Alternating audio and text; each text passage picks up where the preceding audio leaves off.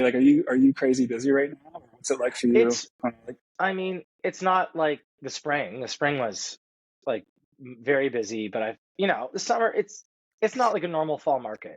I wouldn't say That's yeah. September was busy for closings, and now it's just kind of like, who knows, if that makes sense. I think the No, best for way to sure. answer it. Yeah, that's kind of what we're hearing too. Like, follow a lot of the Toronto podcasts and talk to a lot of Yeah, people at the office, and everyone's just sort of saying like, April, you agree? Like, this was not a normal start to a fall market no. by any It's been means. It's such a strange year. yeah, yeah. Even like going back to the spring market, like majority of our closings would typically be in June, and Yeah, this year we had majority of them in August. that's Yeah. It was, everything seems delayed too. It was kind of the yeah. same thing. There was not a lot of July, August on mine, and more September, but I guess it's just timing of when people bought and all of that. But I totally agree. Like it's been a strange year. Mortgage originations are down uh, to the lowest levels since 2001. So new mortgages Wow. are basically the lowest they've ever been in like 20 years this year. Wow. Wow. Yep. Wow. I'm not surprised. I'm really not surprised. Like what Yeah, we just experienced this year with all these rate hikes. Like, obviously we've never seen that before, so I don't blame people for pumping the brakes and being like, "What the fuck is going on right now?" that's it. I Right? agree. I would be Yeah. the same boat. I mean, I would. Yeah. I just think, I mean, I was going to talk about this later, but with your amazing questions, you got me prepped for. Um, but I think this could be like the next 3 to 6 months could be like the ideal buying window. Again, it's kind of this, you know, October 2021 all over again. When the market kind of went down, we saw more listings kind of come out, and people, with rates being high, a lot of buyers are getting pushed to the sidelines, or they're just waiting. You know, Mhm. and I don't know if you're seeing that too. We are seeing a very strange market where Yeah. it's hit and miss. I mean, we are still Hmm. seeing things sell in multiples. But one thing we are realizing is that people are just taking their time. No one's in a Hmm. rush. Well, as you know, my home's for sale as well. We have one couple coming tomorrow for a fifth showing. And it's kind of one of those I've heard. situations that, Yeah. What? even 6 months ago, you Yeah. wouldn't have the freedom to do that. So buyers are just taking their time, doing Hmm. their due diligence, not rushing into anything. They know they have that power right now. But it's not like that in all markets, only specific Right. markets. Right. No, I totally So agree. then, so you're saying, I'm just curious in terms of like your business, you're saying things are at, 2001 lows. That being said, like the people that are getting pre-approved, like what is that looking like? Is it a lot of, like, are there a lot of single buyers or is it a lot of couples, a lot of family help? Like what's that looking like? It's great. Yeah, no, there's not a lot of single Yeah. buyers. I mean, unless you're making 175, $200,000 a year on your own, you're not able to buy something in the GTA or Kitchener Wow. Waterloo for that matter, for the most part, unless you're looking condo or town kind of area. So yeah, I mean, so there is always parental help. I'm seeing a lot of second time home buyers where they're taking the equity and upgrading, which they've built up. Some of them have tons of equity they've built up now. So, but from the first time home buyer side, it's yeah, predominantly always two borrowers, and there's not all the time parental help, but a lot. But it's quite common. And like with the parental help, how much are the parents typically offering their kids? Like what's the ranges Yeah, typically? like it could be like 30K to like 300K. It Wow. depends. Wow. Yeah, With part of that gigantic, what is it called? Like the biggest wealth transfer of all yeah, time happening Mhm. still right now. Everybody who bought their exactly. house 30, 40 years ago, or at least started their real estate journey 30, 40 years ago, and or maybe longer. But yeah, we've had such a crazy run. So it's a lot of people wait until they get put in a home to sell the Mhm. house They and then do, or they pass the money on. stay, But I find a lot of people or they are stay there. maybe, yeah, I was gonna say, like, I think a lot of families, a lot of parents and grandparents even are doing like giving the inheritance now so that they can Mhm. actually watch their kids and their grandkids enjoy it. That's I exactly guess it. there's the reverse mortgage. Are you seeing a lot of those? Like, if you could They're explain not. that a I've little bit, only that'd be I've only done a few where you're kind of okay. tapping into the equity of the home and Yeah. there's no payment on it. The interest just builds. So if you need 300K, that can come out as a lump sum or in like monthly installments with these reverse mortgages. And then basically the interest just compounds. on Okay. top Yeah. of that Okay. loan. So there's no payments. There's actually no payments on it. It just, if it's 20K of interest per year, it just keeps getting added per year to the loan, and the rate, usually you can pick a term length, but that'll just dictate the accumulation of the interest. Is that Okay. risky though? Like, would you consider that kind of a risky way to transfer wealth? Not in an appreciating home market, no. And I think, Okay. Mhm. and they do keep loan to values really low, meaning like they don't go above like 55% loan to value typically. So they need to have a huge amount of equity for them to feel comfortable from the start, even doing that. Do you think that because of, right now the last interest rate hike, they didn't do anything. They kept rates the same. Mhm. And now Hmm. with inflation being higher than they want it to be, and the next rate announcement is going to be October 25th, are you seeing more people rush right now to get pre-approved before the next rate hike? That's a great question. Bond yields have spiked that fixed rates are priced off of. We've seen some lenders already move, bring the rates up. TD and Scotia, the big two on my end that I have access to, have not moved their rates since the bond yield spike, but their rates were already kind of priced a bit higher than everyone else's. So they could increase this week, but haven't seen anything yet. But yeah, the Bank of Canada, if they, it's almost like the fixed rates, the bond markets, like I said, that the fixed rates are priced off of, almost move in advance based upon what's happening with the economic data, and then the Bank of Canada kind of reinforces it, and then the variable rates are impacted at that point. But we've seen the fixed rates, those bond yields just spike, and so what they're kind of indicating is probably another hike in October, Yeah. Okay. especially since inflation went up. We're going to get our, the CPI report this week, another inflation metric. So that'll probably also lean increase. So it's kind of weird. We got the economy kind of going down, and you got inflation still kind of going up. And that's not really a great place. I think I just saw a report today that Ford Union just landed a 15% increase in pay over the next 3 years. And what people understand is that's going to mean car prices are going to go up, and across, it just impacts everything. So I think this 2% target of inflation by the Bank of Canada is probably not a realistic target anymore, Okay. at least Okay. in the next 3 to 5 years. Do you see any predictions? I mean, I know we don't have a crystal ball and we can't predict Yeah. anything. And we get this question all the time, like, what do you think Yeah. is a good time to buy or sell?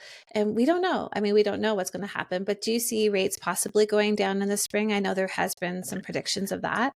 Yeah, I think more Q3 we'll see it. So, and this is kind of an interesting stat. There's been like 6 rate cycles by the Bank of Canada in the past since like the 80s. There's been like 6 of these sort of troughs where they've gone up and they come back down. Mhm. And between the last hike and when they start cutting, it's about 10-month gap, approximately 10 to 12 months between the last hike and when they start cutting the key lending rate. So that if they have another hike in October and that's the last one, then we probably won't see rates start to fall until August. And that's Oh, when a lot of economists have predicted, a 0.5% in Q3, another 0.5% in Q4. Mm. That's what they're predicting. We could see the variable rates fall by 1% by the end of next year. wow. Well, Yeah. interesting. Interesting. So I don't know if it's a spring thing. We'll see some rumblings, but it probably will take 10 to 12 months. Do you, Okay. with anyone looking for a pre-approval right now, are you recommending them to go with a fixed rate or a variable rate?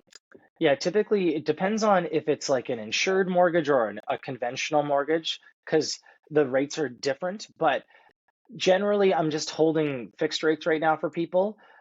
They've been totally the preference all year. I think I've done like 98% fixed rate mortgages. So it's Mhm. not a lot of people have taken the variable rates, and I don't blame them with what's happened over the past, year and a half. Um, Yeah. but yeah, and because the variable rates typically are higher still than the fixed rates. So it makes sense to hold the fixed rate. And then if we want to take a variable rate strategy, that's banking on them starting to fall next year, we can do that. But typically I'm just holding fixed rates for people right now. Okay.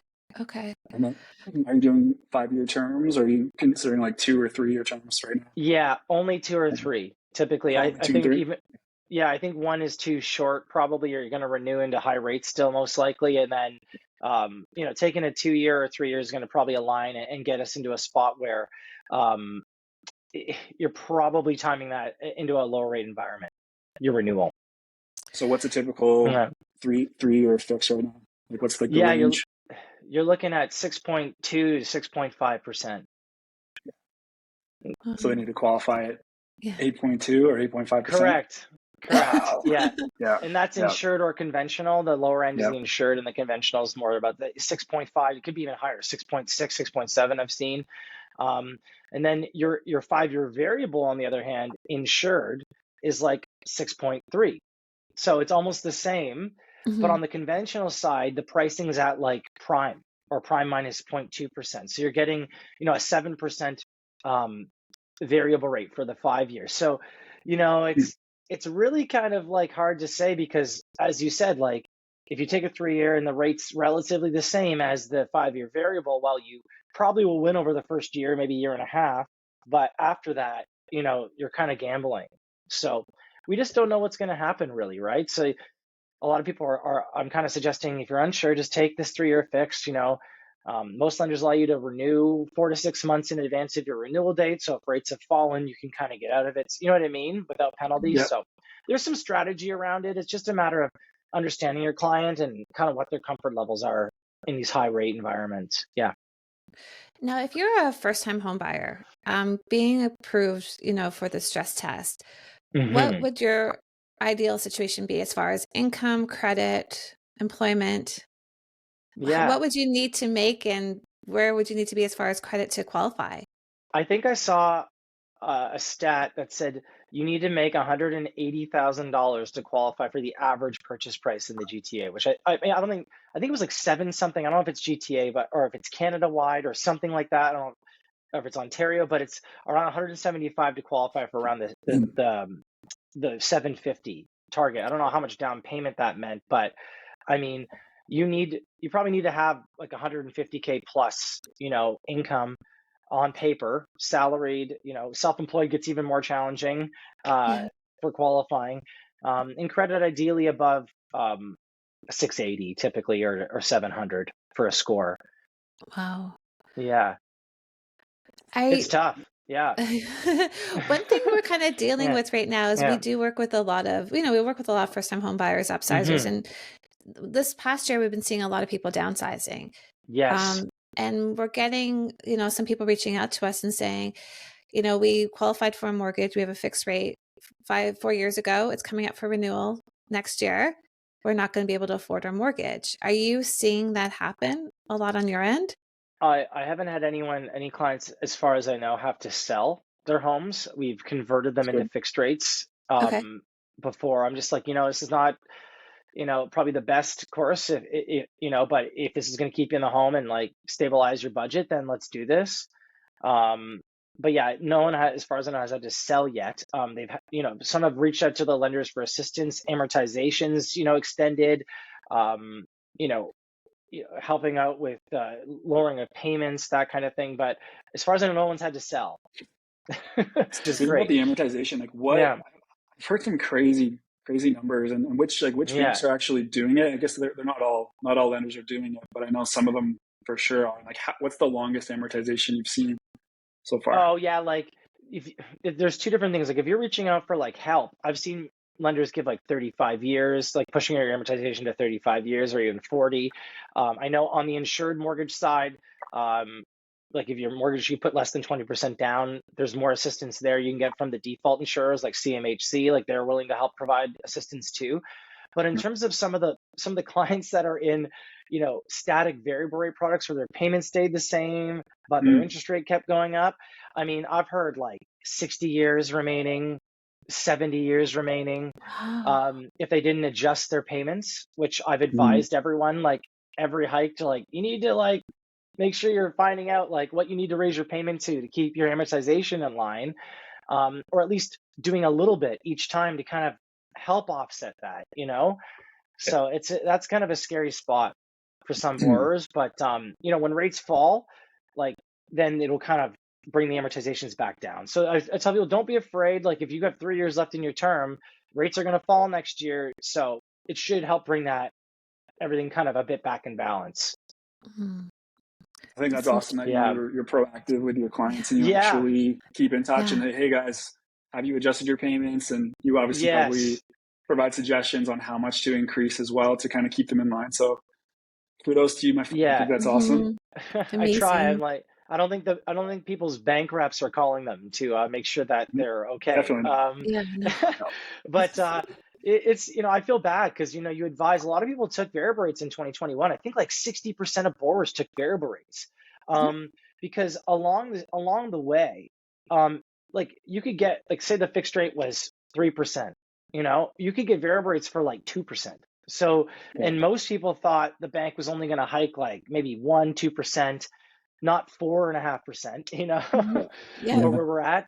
Yeah. So that kind of made the decisions, it kind of skewed decision making. Let's put it that way. No one predicted that. So, some people have converted, some are still in them, kind of like, especially if they have like 3+ years left in the term. I'm like, you got to stay, you got to ride this thing Mhm. out, or else you're going to lose all the benefit of the variable rate in this situation. So it's just kind of a period. I'm like, tighten your belts and, like just ride this out. But I think by next year, middle to late next year, we're going to see some reprieve. Yeah. That's very optimistic for sure. That'll be nice. Yeah. Yes. One thing that may surprise a lot of sellers is their penalties when they do break a mortgage. So I want to quickly Yeah. touch on that. Sometimes people want to sell and then they call their banks and find out, especially if they're in a fixed rate, that they have a massive penalty. And I've heard upwards of like 20, 30,000. So can you kind of explain the difference of that between a fixed rate and a variable rate, the penalties? Sure. Yeah. Like, so a variable rates penalty is only 3 months interest. So it's based upon like your current rate typically, and it'll be calculated based on 3 months interest, your current rate based on the remaining balance owing. So it's kind of a pretty simple calculation to do. But the fixed rates, it's a bit more convoluted. It's the greater of 3 months interest, or this interest rate differential calculation, which is basically in brief, just kind of saying, okay, how much do you have left in your term? How much, do you have left owing, and what's your current rate versus what we could be loaning out your money at today, versus your current rate, based on the current term remaining. So if you got 3 years left, what are we lending at 3 years right now? And typically those rates are, their posted rates are a lot higher than what they're actually lending at. So it can kick out some monstrous penalties because of that, because they're basically wanting to recoup the interest lost of you breaking your contract with the lender. Interesting. To avoid that, though, a lot of people will port their mortgage, or if they need, to increase the loan amount, they will do like a port, or what's called like a port and increase, or a blend and extend, where they'll blend their current mortgage and rate with the new money at the current rate, and you'll get this kind of like blended rate on the new money to avoid a penalty. Okay. And that's how people can avoid penalties. Yeah, because I think it's pretty shocking to some people that don't know that, and then they go to sell. So one thing we always recommend to sellers that if you're not able to port your mortgage, find out what your penalty is, because it may not be worth selling. No, exactly. And right now, most of the fixed rates are actually 3 months interest penalties, because it only gets, the penalties get worse when the rates fall. So if you're in a high rate and want to get into a lower rate, that's when the penalties start to like really get large, because they're basically trying to recoup the loss. So if you're in a lower rate and want to get into a higher rate, like that's probably a 3 months interest penalty if you're in a fixed rate. Okay. That's kind of how it kind of works with dictating penalties. I think. With open and close. Oh, sorry. Go ahead. Oh no, go It's ahead. our first interruption. That's cute. Go ahead. We're doing so well. We're doing so First well. of many. Yeah. I'd watch this podcast. I'm learning a lot. Me too. It's I do have a invigorating. question in regards to, I actually just forgot what my question was. Go ahead. Nice. No. Rapid fire time. Okay. Just kidding. We're almost there. Oh man. Okay, actually, I have another question. Go for it. So one thing I think I had reached out to you because, as you know, I'm taking on a renovation project, and I'm looking to get a renovation HELOC. Can you kind of explain what that is, what the rates are, if anyone's kind of looking to maybe renovate their home instead of selling? Absolutely. Yeah. That's typically you're looking at a rate of like prime plus a half on the home equity line of credit rate. So if a variable rate is prime minus, 0.25 or prime minus 1%, you're looking at prime plus 0.5% on the variable rate, which in general is going to be aside from a mortgage, it's going to be your cheapest cost of borrowing for money. Like a unsecured line of credit's like 12% right now. So it's kind of, or even higher. So it is the best kind of option. And the great thing about it is you can draw the money when you need. So if you have a $300,000 line of credit and you only need like 50K now, 50K in 3 months, you can draw it and pay interest only on the money as you draw it, opposed to it being like a mortgage of say 300K. You got to pay interest on the full amount upfront because it's advances. So that's kind of a benefit. And as well, it's an open product, and this is kind of what Scott was asking as well. You can pay it down at any time to a zero balance without a penalty with a home equity line of credit. So later on you want to get some money or you want to convert it to a mortgage, you can do that penalty free. Wonderful. That's wow, nice catch. I didn't even actually ask the question. You just knew that I was going to ask that question. There you go. He's good. He's good. I went there. Wow. About that, I was curious, April, you said a renovation HELOC. Is there a difference between a normal HELOC and a renovation HELOC? Is it just It's the same thing. Yeah. Oh, it's okay. the same thing. I was just wondering, like, say, for example, if you're buying a home and you want to take the roof off, Yes. will a typical mortgage cover that? Because there's no longer a roof. Well, they don't need to know that that's happening. It's just we'll edit this. So out. once you, Don't worry. yeah, exactly. Once you get possession, it's kind of like, people have done lots of stuff, gutted homes, torn them down. It's just, it's the timing of it. If you're up for renewal on a mortgage and you want to refinance and your mortgage is mid-reno and it's gutted, probably not a good time to try to get money out of the house. You might have to wait until it's done, or but if you're buying a new place and you have a ton of equity in the house, like you've got a big down payment, you can add a home equity line of credit on top of that. That is, let's say a 200K limit, zero balance or whatever, and you can use that to fund the renos if you want, or keep cash back. It just depends. Either you either set up the line or you just kind of retain cash from the sale and then you use that for renos. Oh, okay, amazing. Yeah.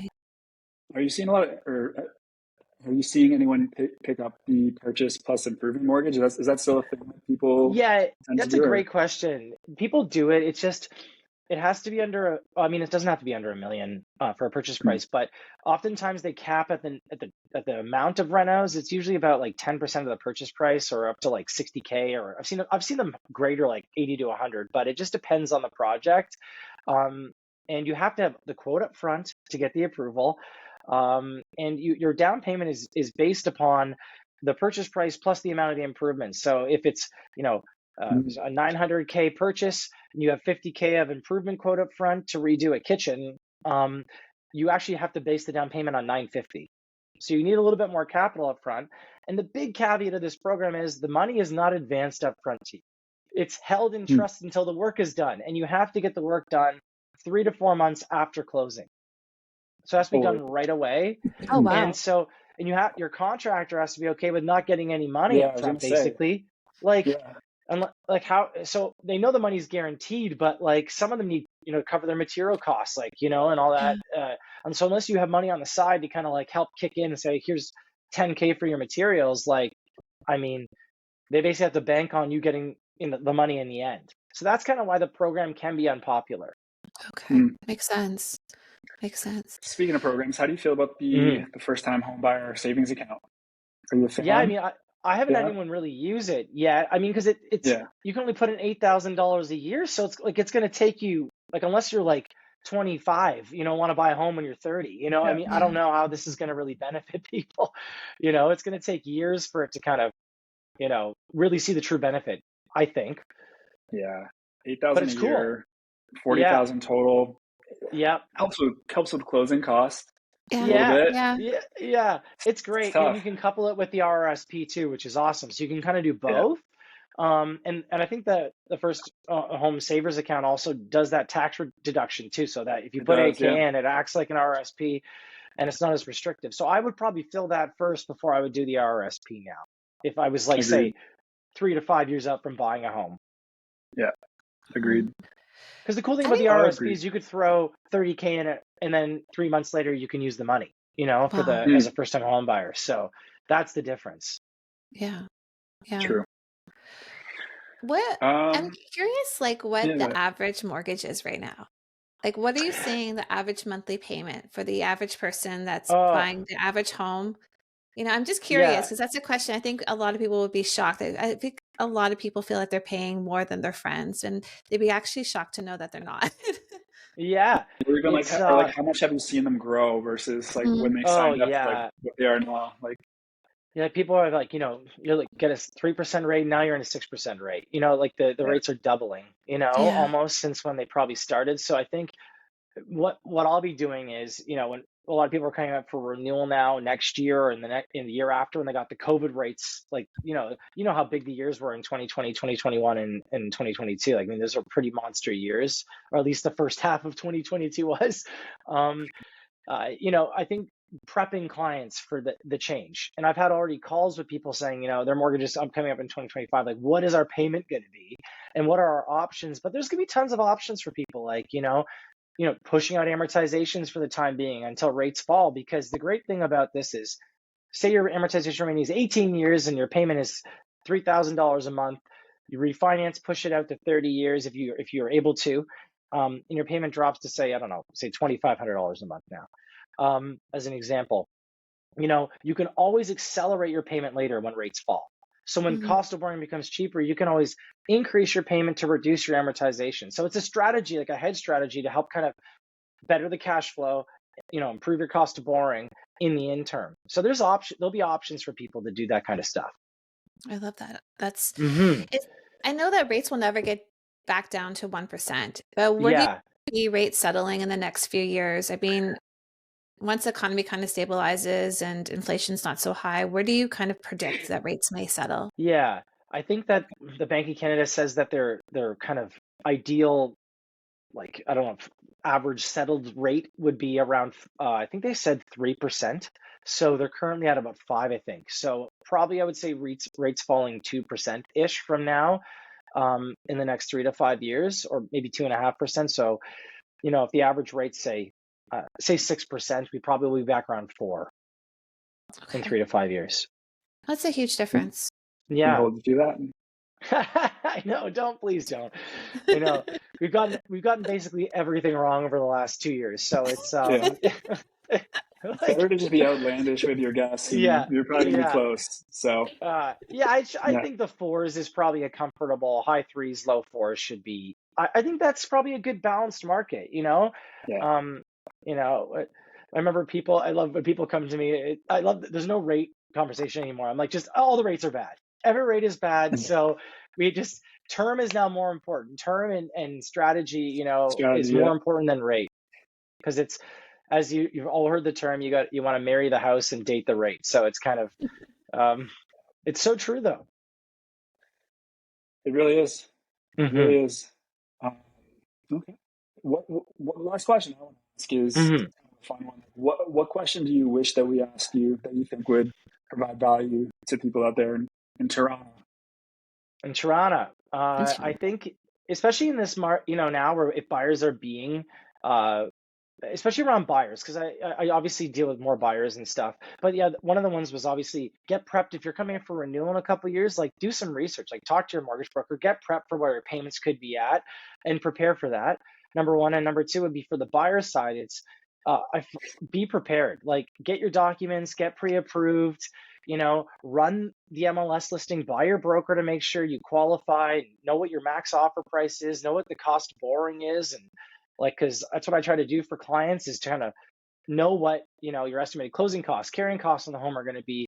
So just be prepared, like, because with where rates are, and if we're seeing rates continue to rise, like, that can change what you get pre-approved for. So hence why being prepared, being in constant contact with your realtor and mortgage broker to make sure, like, everyone's in line when you make offers. So that's kind of one thing, is I wish, I would have, I try to train my buyers like this, but just having seen more people prepared, and knowing that it's not like you're going to buy a car. It's not, it's Mhm. more intensive than that, with especially, and I find a lot of applications now come with exceptions. Like, every file almost needs, like, this, they're above the debt servicing limits, and I need to always get, like, approvals above them for people to qualify for the loan amounts they need. It's Yeah. crazy because of where rates are at. I was talking about So this that's, with my yeah. cousin and her husband, and we were talking about the debt rate. And I Yeah. know years ago, it typically used to be about 30% would go towards your mortgage payment. Now, what are you seeing Yeah. it now? Yeah, I mean, the limit with most applications, like total all debts, including like any kind of like car loans or credit card debts and mortgage servicing, like the home, like property taxes, a heat calculation, can't exceed 44% of your gross income. So those total debts can't be more than 44% of your gross income. Okay. And I've seen, applications get pushed to 50%, like half, you know, maybe sometimes higher if there's a lot of fallback assets, like liquid fallback asset that clients have on top Yeah. of a down payment to kind of to absorb any kind of potential unforeseen loss in employment or anything like that. But yeah, I've been seeing like 48% get pushed a lot, like 48% debt to income, which is think of half your half your gross income. That's not your net, half gross. Yeah, Wow. So it's Wow. tight. It's tight. it's Yeah. depressing. And but You know, I tell people, I'm like, these rates are, hopefully we're seeing as I said, rates fall 1.5-2% in 2 to 3 years. So this is just a Mhm. temporary thing. It's yeah. get the house, get into the house, because when rates fall, we all know what's going to happen again. It's going to be a feeding frenzy. Yeah. Yes, yes. And we're prepared. We've seen it happen before, Yeah. and it's going to be Yes. like, I truly believe that now is the best time to buy. If you're I capable of buying, like, there's so much opportunity out there. People say that, but it is really this window before rates fall. Like, I know it's kind of sucks for, you might have a higher rate than someone who's going to buy in a year, but is the cost, like, will the house be 10% higher Hmm. in a year or two? Probably. So it could mitigate the higher rate. Yeah, yeah. 100%. Yeah, what we're hearing a lot too is um, like right now, you don't have to go out there and put offers on properties, but you should be out there pre-approved, ready to go, Yeah. and Hmm. just seeing properties, taking this like once in a lifetime probably opportunity. Like who knows what's going to happen in the future, but we know Yeah. we haven't seen this kind of market in Toronto since I got into real estate. Um, well, And what since I is the started paying market, attention. Scott? Like, what is the current market like? Are we just seeing like buyers kind of withdraw and we're seeing more listings come? Like, I guess in brief, like what's happening? Yeah, in a nutshell, listings are stacking up, especially in the condo Hmm. segment. Yes. The gap between detached, freehold, and condos has shrunk and is continuing to kind of shrink right now. So Wow. that basically means either detached is about to pop off when things get normal again, or Hmm. condos are going to continue to drop. So given the fact that there's a lot of condo listings hitting the market that are just sitting and they're continuing to mount, because a lot of investors are starting to sell now, Hmm. and probably will continue to because they all took variable rates. Um, the opportunity in the condo market is abundant. Like April was like, people can just take their time.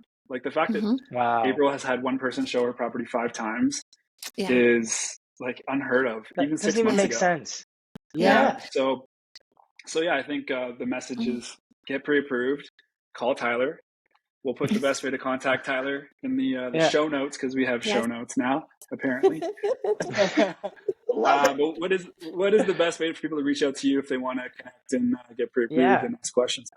Yeah, reach out, through obviously you lovely people to be connected with me, but you can find me on Instagram at Ty the Mortgage Guy.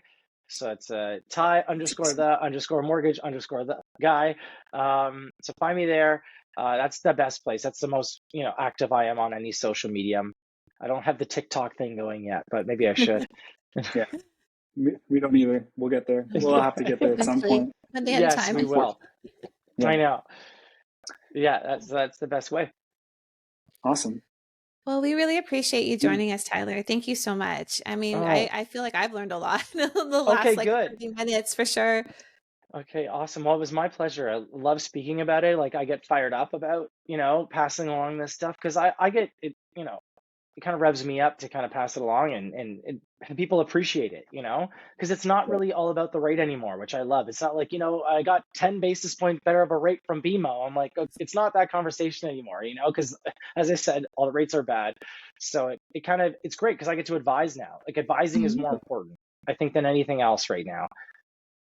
Yeah, 100%. and Yeah, we're I finding Yeah. definitely. we're finding the same thing. Yeah, it's not Mhm. about, Hmm. do you like this house or this house? It's more about, okay, let's think about the long term goal here. What's the plan? Like, Yeah.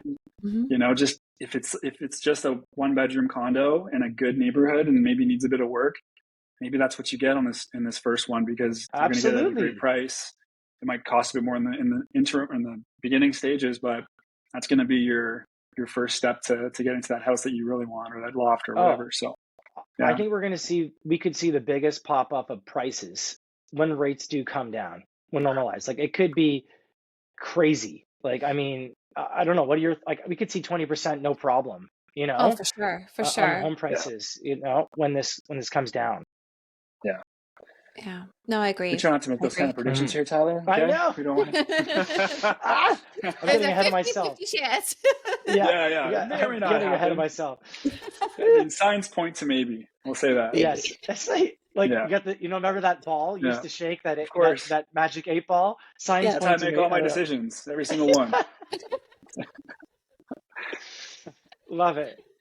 All right, buddy. Well, thank you so much for coming on. We definitely look forward to having you again. My pleasure. Like I said, reach out to Tyler, guys, if you want to get pre-approved and get prepared. And we'll have you on again real soon, man. Thanks again. Love it. Thanks for having me. It was so much fun. All right.